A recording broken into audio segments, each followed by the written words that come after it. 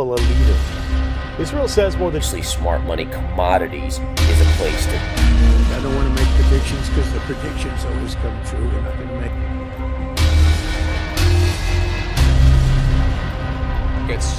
Came from Tehran towards Israel. See is on the daily chart.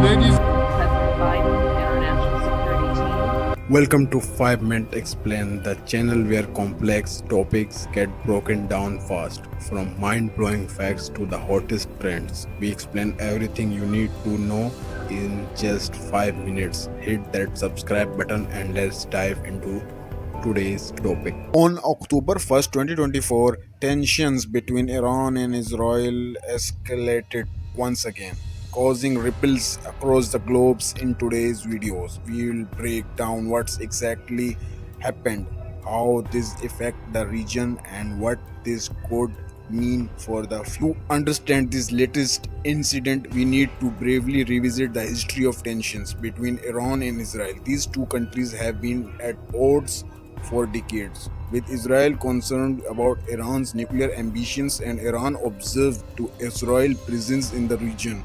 Both countries have engaged in covert operations, cyber warfare, and proxy conflict over the years. In recent months, however, tensions had been rising due to Iranian support for militant groups in Gaza and Lebanon, while Israel has continued its military strikes against Iranian targets in Syria.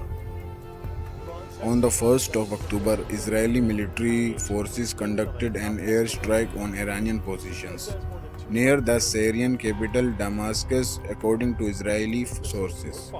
The target was an Iranian weapons convoy believed to be transporting advanced missiles system to Hezbollah in Lebanon. These missile systems pose a direct threat to Israel's security. Iran, however, responded by firing missiles at Israeli military installations in the Golan Heights. Israeli air defense system intercepted most of the missiles, but a few did manage to hit their targets, causing significant damage to military equipment and infrastructure. The range of fire did not end there. Iran-backed militias in Iraq and Yemen launched their own attacks on Israeli interests in retaliations. This led to fear that conflict might spiral out of control and draw in more regional players.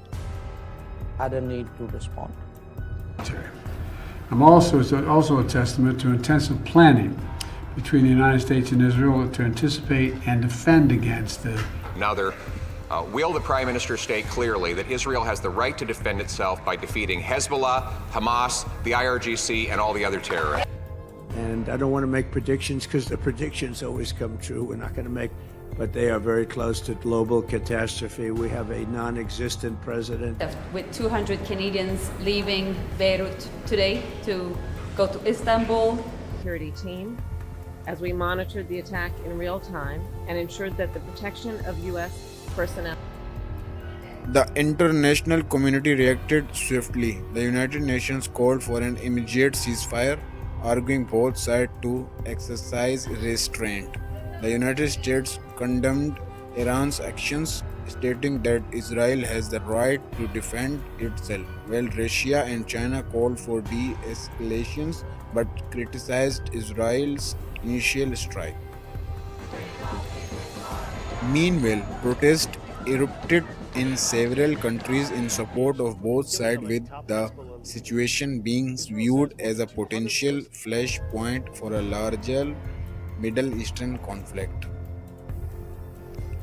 So what's next? Economically, the incident has already caused a spike in oil prices due to fears in instability in the region. Both Israel and Iran are under increasing pressure from their allies and adversaries to find a diplomatic solution. Well, it's unclear if this event will lead to the border conflict. It's clear that the rivalry between these two nations is far from over. The coming weeks will be crucial in determining whether tensions will ease or if this incident was just the beginning of something bigger. Thanks for watching. If you want to stay updated on important global events, make sure to subscribe and hit the notification bell for more 5-minute explanations. See you in the next video.